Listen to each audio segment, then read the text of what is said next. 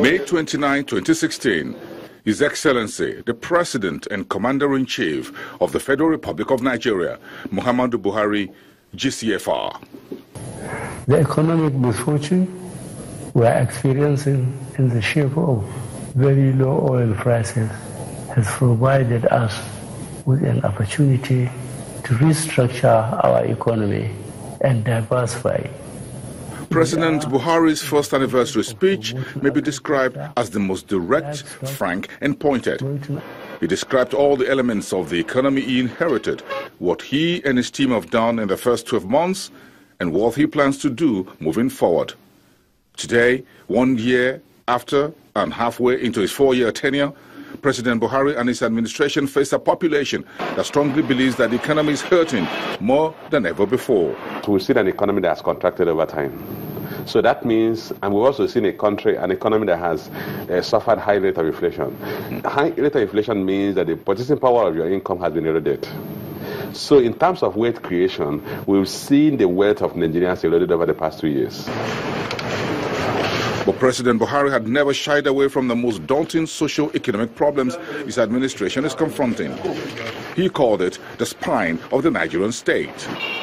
On a macroeconomic level, the administration is laying claim to some progress in the past 2 years, which include fiscal reforms, transparency and efficiency in fiscal administration and accountability. Now that macroeconomic conditions are a lot more stable and a lot more favourable, and with the sort of momentum that this administration will bring, we've raised the capital. A lot of the things that were seen to have been difficult, we've been able to do. We've come back to the international capital markets. They've embraced Nigeria.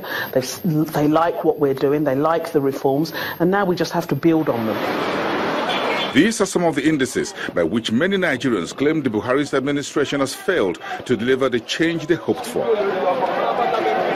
The welfare index bridge yet to become visible to millions of Nigerians. One of the biggest challenges of the common people today is the high cost of goods and services, which is eating into their real income and which is worsening poverty.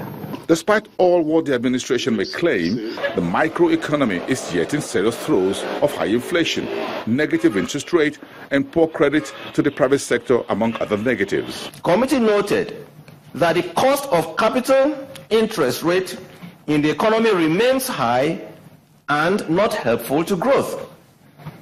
The Monetary Policy Committee was, however, concerned that loosening will exacerbate inflationary pressures and worsen the gains so far achieved in the exchange rate of the naira.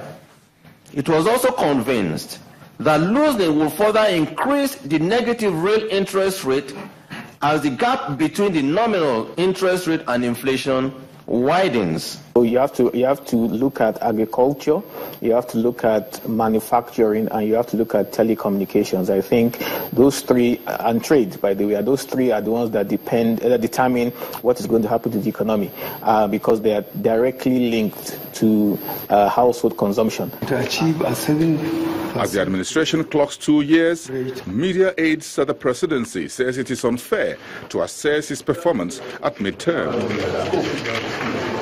But whether that assessment is officially sanctioned or not, millions of Nigerians will not forget the Buhari's administration in a hurry, as they see their income values and wealth erode, spending more on costlier goods and services, and walking the thin line between hope and hopelessness. Bosun Namofaye, Channels Business News.